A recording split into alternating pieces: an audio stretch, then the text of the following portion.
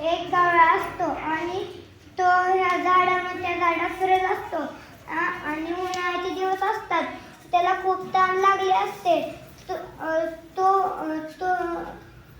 तो ह्या झाडावर त्या झाडात फिरत असतो. मग ती उडत उडत जातो आणि उडत उडत जातो तो आणि परत त्याला रानात पाणी दिसतं. मग ती रानात बघतो.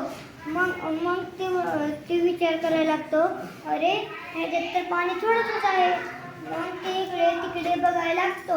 मग त्याला छोटे छोटे दगड दिसतात. मग ते एक दगड टाकतो, पाणी वर येतं. दुसरा दगड टाकतो, पाणी वर येतं.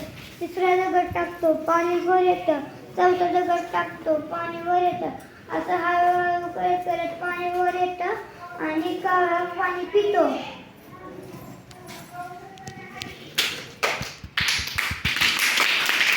छान. पहिलीतल्या मुलांनी गोष्ट सांगितली का नाही?